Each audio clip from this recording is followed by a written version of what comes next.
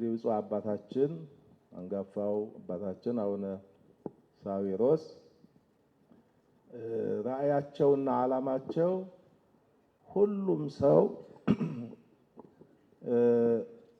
በቋንቋው እንዲማር ወንጌል እንዲዳረስ ቋንቋን ምክንያት እያደረጉ ምዕመናንን ከእምነታቸው የሚያፈናቅሉ መናፍቃን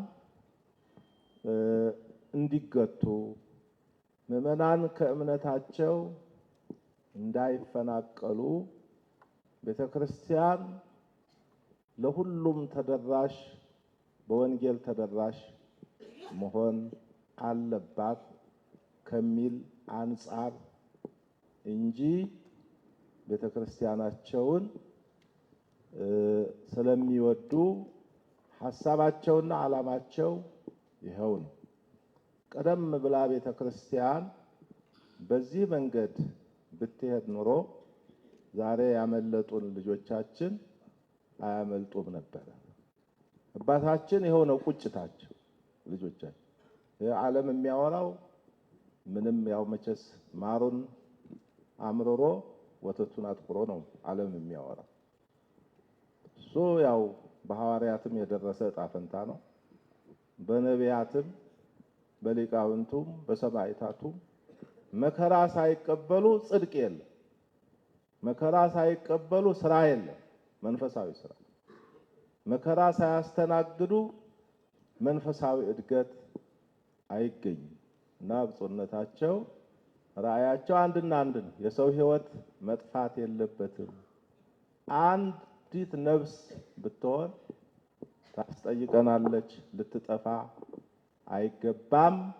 በቋንቋ በሁሉም ቋንቋ በሁሉም በብሔር ብሔረሰብ ቋንቋ ሁሉም ሰው ሊማር ይገባል። ቤተክርስቲያን ለሕዝቡ በባህሉም በቋንቋውም ተደራሽ ሆና ጸንታ እንድትኖር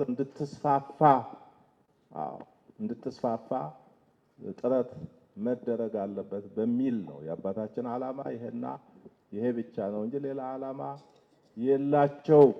ይሄም ከቁጭት ከመንፈሳዊ ቅንዓት የተነሳ ነው የብፁዕ አባታችን ራእይና ዓላማ።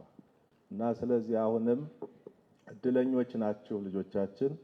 አባታችን አቡነ ሳዊሮስ ታላቅ አባት፣ ሩህሩህ አባት፣ የሁላችሁም አባት። አሁን እዚህ ያላችሁ በሙሉ የአንድ ጎሳ የአንድ ብሔር አገልጋይ ካህናት ሰራተኞች አይደላችሁ።